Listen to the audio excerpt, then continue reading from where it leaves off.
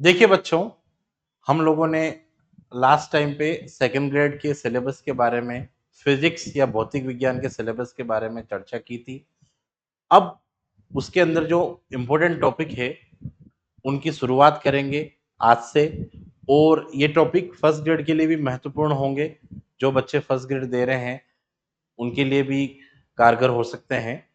तो देखिएगा, आज अपना जो टॉपिक है, वो है आज का सदिश, या बोले तो वेक्टर। सदिश जो है वो आपके कई सारे टॉपिक में अलग अलग जगह न्यूमेरिकल फॉर्म में आ सकता है। साथ ही साथ ये जो बच्चे मैथमेटिक्स के हैं, उनके लिए भी काम का है। और सबसे बड़ी बात, सदिश का उपयोग अलग अलग न्यूमेरिकल में बीज कंसेप्ट में भी आ सकता है। आप लोगों को ये कंसेप्ट पता होना बहुत जरूरी है।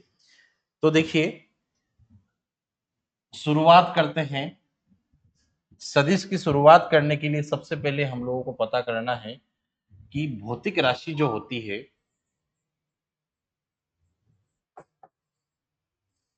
राशि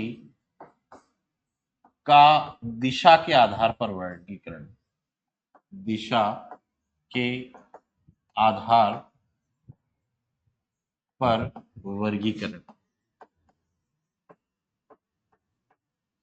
ठीक है। Classification of physical quantity on the basis of direction, classification of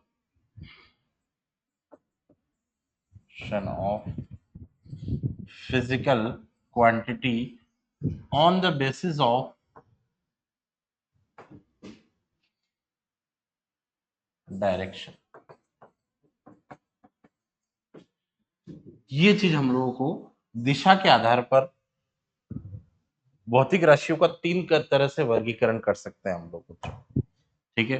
तीन तरह से वर्गीकरण कर सकते हैं। सबसे फर्स्ट देखिएगा आप लोग,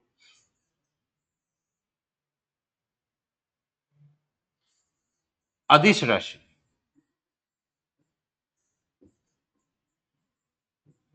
हम लोगों ने पहले पढ़ा है कि भौतिक राशि को व्यक्त करने के लिए दो चीजों की जरूरत पड़ती है। एक पड़ती है आंकिक मान, और एक होता है यूनिट, या जिसे आप लोग मात्रक कहते हैं, या न्यूमेरिक वैल्यू एंड यूनिट, आंकिक मान या मात्रक। अब अदिश राशि जो होगी, उसके लिए आंकिक मान और यूनिट दोनों का होना जरूरी है, और दोनों को हम लोग कंबाइन में हम लोग बोलते हैं बच्चों मैग्नीट्यूड या परिमाण बोलते हैं। तो यहां पर देखिए, अदिश राशि स्केलर क्वांटिटी, और स्केलर क्वांटिटी की बात करें हम लोग, तो वे भौतिक राशियां जिनमें केवल परिमाण, केवल परिमाण, ठीक है, ओनली मैग्नीट्यूड, जिनको व्यक्त करने के लिए या रिप्रेजेंटेशन के लिए किसी भी प्रकार की डायरेक्शन की जरूरत नहीं हो, दिशा की निर्भरता नहीं हो, वे इसके अंडर आएंगे। तो यहां पर हम लोग बात करेंगे नो डायरेक्शन रिक्वायर्ड, ठीक है, दिशा की आवश्यकता नहीं।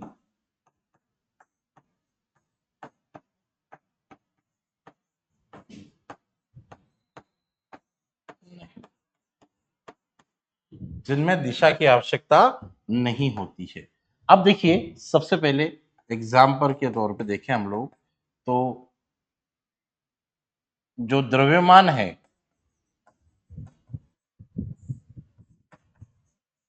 ठीक है, वो क्या कणों की संख्या का हम लोग योग करके फिर उसको बताते हैं। तो द्रव्यमान में किसी भी तरह की दिशा की जरूरत नहीं पड़ती। जैसे हम लोग बात करें, ये अपने पास कोई वस्तु है, आप लोग इस तरह से इसका वेट करेंगे तो भी उतना ही आएगा, इस तरह से करेंगे तो भी उतना ही आएगा, ठीक है। तो दिशा बदलने से इसके द्रव्यमान पर कोई प्रभाव पड़ने वाला नहीं है। तो साथ ही साथ समय, जिसको आप लोग टाइम बोलते हो। अब बहुत सारे बच्चे बोलते हैं सर समय की दिशा होती है, भूतकाल से भविष्य की तरफ। लेकिन क्या ये रिवर्स हो सकता है क्या? ठीक है, रिवर्स हो जाए तो बड़ी बात है, और हो जाए तो बताना मेरे को भी, है ना, लेकिन हो नहीं पाता है। और साथ ही साथ देखिएगा आप, आवेश जिसको आप लोग बोलते हो चार्ज,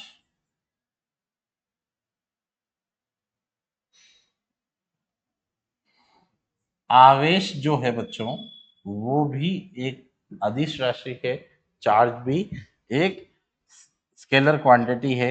और आप लोग इसी तरह से कार्य, वर्क डन जो है वो भी इसी के अंडर में आता है, वर्क, ईटीसी इत्यादि। ठीक है, अब देखिए इसी तरह से आपके पास दूसरा रहता है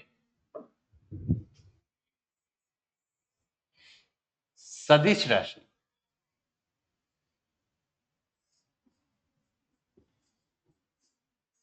जिसको आप लोग वेक्टर क्वांटिटी बोलते हैं।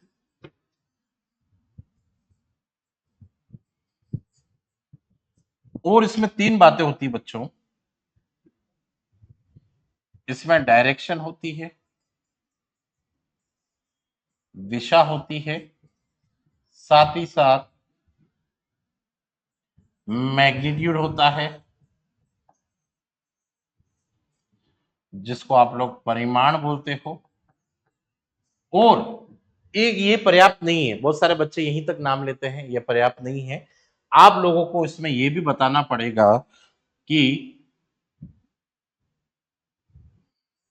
सदिश के सदिश के बीज गणितीय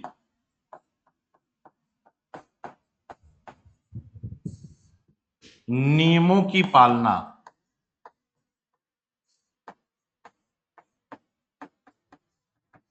आवश्यक है।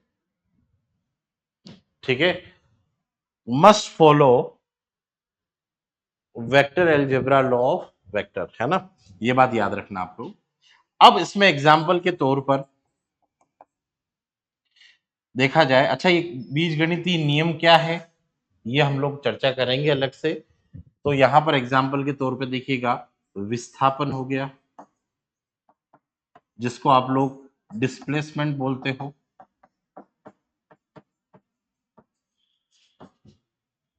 साथ ही साथ आप लोग फोर्स, बल, या विद्युत क्षेत्र की तीव्रता, इलेक्ट्रिक फील्ड, इस तरह की जो सारी चीजें हैं वो किसके अंदर आती है, सदिश के अंदर। फिर देखिए यहां पर ये अगर मान लीजिए ये पॉइंट नहीं हो, बच्चे अगर बहुत सी बार क्या है कि दो ही नाम लेते हैं, दिशा और परिमाण, डायरेक्शन और मैग्नीट्यूड, अगर ये दो ही बात करी जाए तो वो शब्द जो है वो प्रदिश राशि के अंतर्गत आता है, प्रदिश राशि, जिसको आप लोग टेंसर क्वांटिटी बोलते हैं, टेंसर क्वांटिटी कहते हैं जिसको। और देखिए प्रदिश राशि में क्या होता है, इसमें दिशा होती है, जिसको आप लोग डायरेक्शन कहते हैं, इसके अंदर मैग्नीट्यूड होगा, परिमाण, और दिशा का महत्व नहीं होगा। दिशा तो होती है नहीं, ठीक है, डायरेक्शन का कोई मीनिंग नहीं होता है। इसके एग्जाम्पल के बारे में बात करें बच्चों, तो यहां पर देखिए जड़त्व आघूर्ण, जिसको आप लोग मोमेंट ऑफ इनर्शिया कहते हो, साथ ही साथ प्रतिबल, जिसको आप लोग स्ट्रेस बोलते हो, ये सभी इसी कैटेगरी में आते हैं, ये बात ध्यान रखनी है आपको। अब देखिए यहां पर बल, तो बल आप लोग फोर्स जो है अगर किसी भी ऑब्जेक्ट पर इस तरह से लगाते हो या इस तरह से लगाते हो, दोनों का इफेक्ट अलग अलग रहेगा। इसी प्रकार जो आपका मोमेंट ऑफ इनर्शिया है, जैसे हम लोग बात करते हैं किसी भी डिस्क का है, वो हाफ एम आर स्क्वायर होता है अगर मान लीजिए उसको लंबवत अक्ष के सापेक्ष घुमाएं। जिनको नहीं ध्यान है वो आगे जाके बताया जाएगा, लेकिन इतना याद रखें आप लोग, हाफ एम आर स्क्वायर। अगर आप लोग इस चकती या डिस्क को इस तरफ घुमाएंगे तो भी हाफ एम आर स्क्वायर रहेगा, और इस तरफ घुमाएंगे तो भी हाफ एम आर स्क्वायर रहेगा। इसलिए क्लॉकवाइज या एंटी क्लॉकवाइज का कोई मीनिंग नहीं है, इसलिए ये टेंसर या प्रदिश राशि में आता है, ये बात ध्यान रखें। ठीक है, इस तरह से तीन तरह से हम लोगों ने इसको क्लासिफाई किया। अब आपके पास कोई भी सदिश राशि है, उसको हम लोग निरूपण उसका कैसे करते हैं, उसका रिप्रेजेंटेशन किस तरह से किया जाता है, वो बात करेंगे। देखिए, साथ ही साथ बच्चों सुने इस बात को कि जो आपके प्रीवियस ईयर में जो क्वेश्चन आए हुए हैं उनसे रिलेटेड, चाहे वो संस्कृत विभाग हुआ, चाहे वो माध्यमिक शिक्षा बोर्ड का जो विभाग है, वहां से जो जो क्वेश्चन आए हुए हैं उसके पीवाईक्यू भी मैं करवाऊंगा। ठीक है, तो यहाँ पर देखें, भौतिक सदिश का निरूपण, सदिश का निरूपण, रिप्रेजेंटेशन ऑफ वेक्टर, सदिश का निरूपण। देखिए, सदिश राशि को निरूपित किस तरह से करते हैं हम लोग, एक एरो बनाते हैं। ठीक है, ये इसकी टेल हो जाएगी, पूंछ, और ये इसका हो जाएगा हेड, और यहां से यहां तक इसकी जो लंबाई है वो इसके मैग्नीट्यूड या परिमाण को व्यक्त करती है बच्चों, मैग्नीट्यूड या परिमाण को व्यक्त करती है। और अगर मान लीजिए आपके पास एक कोई भौतिक राशि है, पी क्यू मतलब फिजिकल क्वांटिटी है, तो यहां पर अगर मैं एरो लगा दूं इस पर, तो क्या हो जाएगा,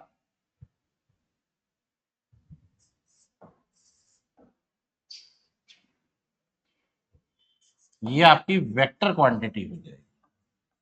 भौतिक राशि जो है वो सदिश रूप में इस तरह से बताई जाएगी। आप लोग उस पे एरो लगा दीजिए।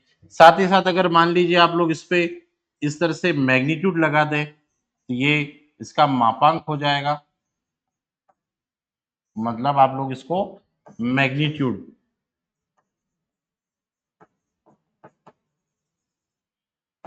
या कह सकते हैं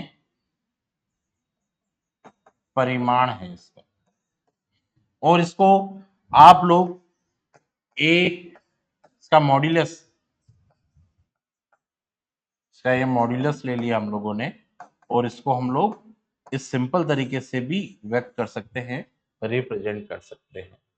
मतलब आप लोगों ने उसके साइड में दोनों तरफ अगर मापांक का उपयोग कर लिया है, मॉड्यूलस लगा दिया, तो वो सिंपल ए के इक्वल हो जाएगी। क्लियर? तो ये इस तरह से हम लोग निरूपित करते हैं इसको। अब कोई भी भौतिक राशि है, उसको सदिश होने के लिए तीन तरह की शर्तों की पालना करनी पड़ती है। ठीक है, तो सदिश होने के लिए आवश्यक शर्त, तो हम लोग लिखेंगे सदिश के लिए आवश्यक शर्त।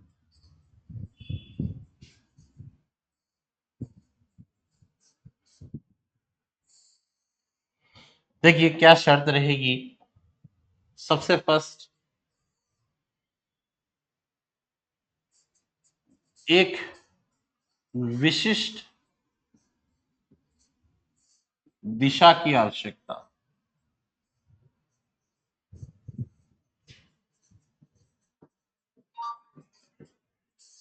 ठीक है, आपकी सदिश जो है वो उसकी एक फिक्स डायरेक्शन होनी चाहिए, एक ही दिशा होनी चाहिए।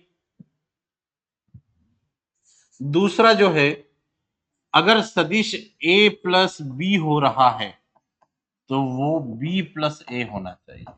इसको आप लोग लॉ ऑफ कम्यूटेटिव भी बोलते हो, साहचर्य का नियम भी कहलाता है। और तीसरी शर्त जो होनी चाहिए वो है सदिश के योग के समांतर चतुर्भुज नियम की पालना,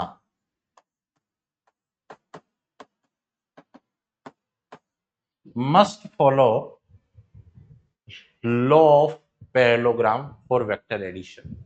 ठीक है, ये तीन चीजें मैंने आपको, जो बच्चे इंग्लिश मीडियम के हैं उनको मैं बता भी रहा हूं।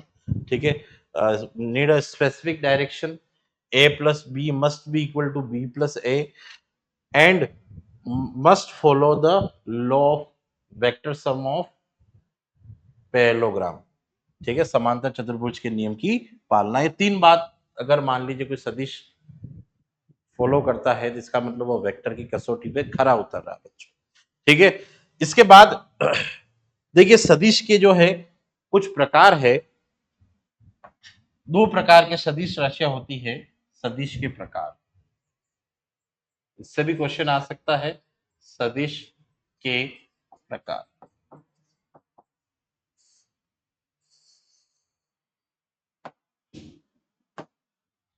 पहला प्रकार देखिएगा सदिश का,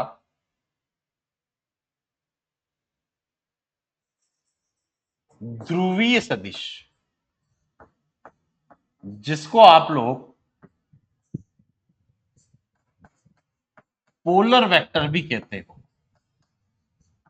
ध्रुवीय सदिश। अब देखिए ध्रुवीय सदिश का मतलब क्या हुआ, जिसका एक प्रारंभिक बिंदु हो, जिसका एक इनिशियल पॉइंट हो और एंड में एक फाइनल पॉइंट हो, जो जहां पे रुके नहीं, मतलब वहां से एक स्टार्टिंग हो, इनिशियल पॉइंट हो, आरंभिक बिंदु हो, और उसके बाद वो एक दिशा में आपके कंटिन्यूस बढ़ता जाए। तो ये इनिशियल या ओरिजिनेट पॉइंट है, ओरिजिन पॉइंट या इनिशियल पॉइंट बोल दीजिएगा आप लोग। और लीनियर डायरेक्शन है,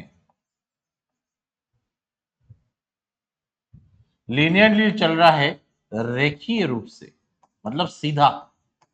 आप लोग उसको इस डायरेक्शन में इस तरह से बता सकते हो। जैसे इसके एग्जाम्पल के तौर पर बात करें हम लोग, तो पोलर वेक्टर के लिए जैसे आपका वेग, वेलोसिटी जो है वो इसी का एग्जाम्पल है। ठीक है, आप लोग एक बार बोलते से वो व्यक्ति 50 किलोमीटर प्रति घंटे की रफ्तार से उत्तर दिशा में जा रहा है। ठीक है, तो आप लोगों ने उत्तर दिशा के बारे में बात की, या उत्तर पश्चिम दिशा में जा रहा है, उत्तर पश्चिम के बारे में बात की आप लोगों ने। ठीक है, तो वो एक दिशा हो गई। फिर इसी तरह से आप लोग विद्युत क्षेत्र के बारे में बात कर सकते हो। विद्युत क्षेत्र, इलेक्ट्रिक फील्ड, बल के बारे में बात कर सकते हो, फोर्स, ये सभी जो है वो आपके ध्रुवीय सदिश के अंतर्गत आते हैं। आप लोगों के ये किसके अंतर्गत आते हैं, पोलर वेक्टर के अंतर्गत आते हैं बच्चों। इसी तरह से दूसरा देखें आप लोग, सेकंड हो जाएगा अक्षीय सदिश,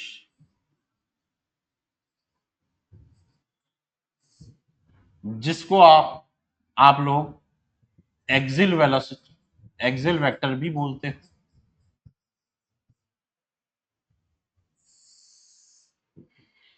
अब देखिए अक्षीय सदिश जो है उसके बारे में बात करें हम लोग, तो इसके अंदर जो है ये सदिश घूर्णन प्रभाव को बताते हैं।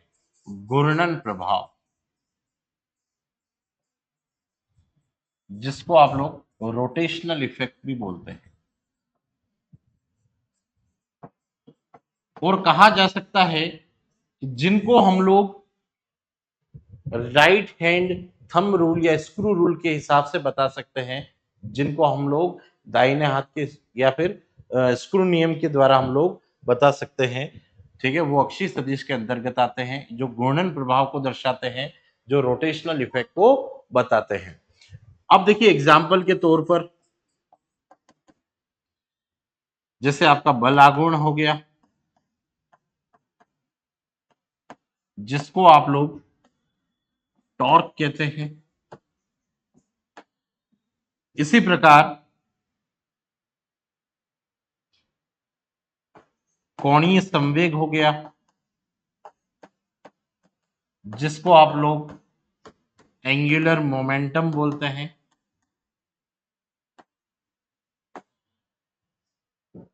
इन सब का जो है रोटेशनल इफेक्ट है, या तो आप लोग इसको क्लॉकवाइज या एंटी क्लॉकवाइज, मैंने उल्टा बोल दिया, ये क्लॉकवाइज और ये एंटी क्लॉकवाइज, इन इफेक्ट से बता सकते हैं इनकी डायरेक्शन। जैसे देखो ये है तो इसकी दिशा ऊपर की तरफ, ये है तो इसकी दिशा नीचे की तरफ। तो ये आपके किसके अंतर्गत आता है, ये आता है आपका अक्षीय सदिश। मतलब ये दो तरह की फैमिली हो गई, ध्रुवीय जिनको आप लोग रेखीय रूप से बताते हैं, ठीक है, और जो अक्षीय है उनको आप लोग अक्ष के अनुदिश या अलोंग टू द एक्सिल आप लोग रोटेशनल इफेक्ट के थ्रू बताते हैं। ठीक है, दो तरह के हम लोगों ने सदिश के बारे में बात करी। फिर इसके बाद देखिए इसके अलग अलग और प्रकार है, लेकिन मेन फैमिली ये है। अब वो अलग अलग प्रकार के जो पैमाने हैं वो अलग अलग है। जैसे देखिएगा, एक ये मुख्य रूप से बांटने की जो है विधि है। इसके अलावा देखिए बुक के हिसाब से चले, आप लोग देखो अलग अलग किताबें रेफर करते हैं तो एक कुछ परिभाषाएं हैं, उसके अंतर्गत एक और आता है, मैं तीसरा लिख देता हूं। हालांकि दो तरह से हम लोगों ने विभक्त किया है, लेकिन एक होता है आपका एकांक सदिश। वो दो तो मुख्य, लेकिन ये कुछ और परिभाषा के अंतर्गत समझ लीजिए आप लोग, थर्ड पार्ट ना समझे इसको। एकांक सदिश जिसको आप लोग यूनिट वेक्टर बोलते हैं, इसका बहुत यूज है। अब देखिए यूनिट वेक्टर क्या है, केवल और केवल दिशा बताने के लिए बच्चों। तो जैसे वो व्यक्ति जा रहा है, ठीक है, वो दक्षिण की तरफ गया, ठीक है, वो नॉर्थ डायरेक्शन में जा रहा है, उत्तर की दिशा में गया। तो जस्ट किसी चीज को फिंगर आउट करने के लिए भी आप लोग शो कर रहे हो उसको उस तरफ जा रहा है। अब किस स्पीड से जा रहा है, उसकी कितनी वेलोसिटी है, उससे कोई लेना देना नहीं है आपका। तो वो किसके अंतर्गत आता है, एकांक सदिश के लिए। तो देखिए वह सदिश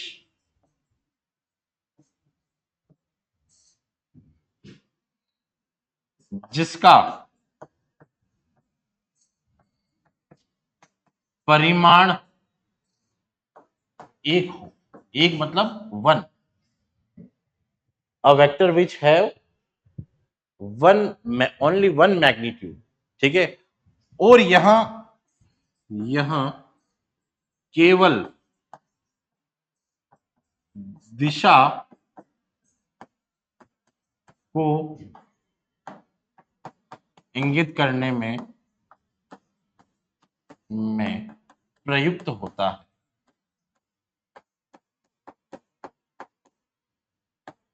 केवल और केवल आपको अगर मान लीजिए कहीं पर दिशा बतानी हो, ठीक है, वहां परिमाण से कोई मतलब हो नहीं हो, only indication of direction, then ये क्या किसके अंतर्गत आता है, आपका यूनिट वेक्टर के। अब देखिए इसको कैसे बताते हैं बच्चों, तो याद रखिएगा कोई भौतिक राशि ए है, उस पर आप लोग केप लगा दीजिए तो वो एकांक सदिश बन जाएगा। और इसका जो सूत्र आएगा बच्चों, वो आएगा सदिश बटे सदिश का परिमाण। ठीक है, आप लोग बोल सकते हो सदिश अपॉन सदिश का परिमाण। अब देखिए इसको एक एग्जाम्पल के तौर पे लेते हैं हम लोग। जैसे आपके पास, अच्छा इसमें ये बात भी हम लोगों ने कई बार क्वेश्चन के रूप में आ जाए आपके पास, आप लोग इकाई सदिश का परिमाण क्या होगा इस तरह से बोल दिया जाए। परिमाण के लिए हम लोग मॉड्यूलस का यूज करते हैं। याद रखिए आप लोगों के पास वन आंसर आएगा, क्योंकि आप लोगों ने यहाँ लिख रखा है वन होता है। अब यहां देखिए, जैसे आपके पास एग्जाम्पल ले लेते हैं, एक वस्तु जो है वो 50 किलोमीटर पर आवर से उत्तर दिशा में जा रही है, तो बताइए उसका इकाई सदिश क्या होगा। तो इकाई सदिश कैसे निकालेंगे, तो देखिए 50 किलोमीटर पर आवर, और क्या हो जाएगा उत्तर, अपॉन नीचे कितना आएगा 50 किलोमीटर पर आवर, ये दोनों कैंसिल हो जाएंगे तो क्या बचेगा केवल उत्तर। इसका मतलब आपका उत्तर ही उत्तर है, आंसर भी क्या है आपका उत्तर ही रहेगा, क्योंकि उत्तर क्या है आपका इकाई सदिश हो गया। और हम लोग फिजिक्स के अंदर इसका यूज जो है वो आपका निर्देशांक को या फिर आप लोग एक्स वाई जेड एक्सिस के लिए भी करते हो। किस तरह से करते हैं देखिएगा, जैसे आप लोग यहां पर देखिए ये एक्स अक्ष है, ये वाई है, ये जेड है, तो हम लोग इनको निरूपित करने के लिए एक्स के लिए हम लोग आई यूज करते हैं, कोई वाई दिशा में जा रहा है जेड का यूज किया जाएगा, और सॉरी जे का यूज किया जाएगा, और जेड दिशा में जा रहा है तो हम लोगों ने एक नोटेशन बना रखा है के केप का उपयोग करेंगे। ठीक है, ये बात याद रखनी है। तो इस तरह से हम लोगों ने आज एक संक्षिप्त वीडियो सदिश कितने प्रकार के होते हैं और उसके अंतर्गत दो तीन चीजें मैंने आपको डिस्कस की। इसी तरह से मैं आप लोगों को आगे की कुछ और परिभाषा भी बताऊंगा। आगे हम लोग सदिश का योग गुणा, ठीक है, दोनों के बारे में बात करेंगे। और आज का जो वीडियो है इसके अंदर बिल्कुल सदिश का बेसिक है, तो आप लोग इस वीडियो को ज्यादा से ज्यादा जो अपने सहपाठी तैयारी कर रहे हैं आप लोग उनको भेजें, ताकि ये जानकारी, क्योंकि मैं जो बता रहा हूँ वो और कोशिश करूंगा कि हिंदी और इंग्लिश मीडियम दोनों बच्चों के लिए बाईलिंगुअल चलाऊंगा, क्वेश्चंस भी उसी तरह से मिक्सअप लेके आऊंगा, ताकि आप दोनों मीडियम के बच्चे साथ साथ में देख सके। और खासकर अभी आरपीएससी में जो है इंग्लिश मीडियम वाले बच्चों के लिए अलग से कोई चीजें नहीं है, तो मैं कोशिश करूंगा कि आप लोगों को, आज थोड़ा सा हिंदी में ज्यादा लिख लिया लेकिन नेक्स्ट टाइम इंग्लिश का भी मैं साथ ही साथ कंटेंट लिखता जाऊंगा। इसी के साथ बच्चों एक जानकारी और देना चाहता हूँ, आप लोगों को सेकंड ग्रेड या फर्स्ट ग्रेड के लिए डिटेल में नोट्स चाहिए तो आप लोगों को हस्तलिखित नोट्स जो है हमारे उद्भव एकेडमी ऐप पर मिल जाएंगे। आप लोग ऐप को डाउनलोड करें और आप लोग रिक्वेस्ट भेजें तो आप लोगों को ऐप में ऐड कर दिया जाएगा, जिसके बाद आप लोग निशुल्क नोट्स जो है प्राप्त कर सकते हो। लेकिन ये नेक्स्ट मंडे से आप लोगों को मिलना स्टार्ट होंगे। Thank you.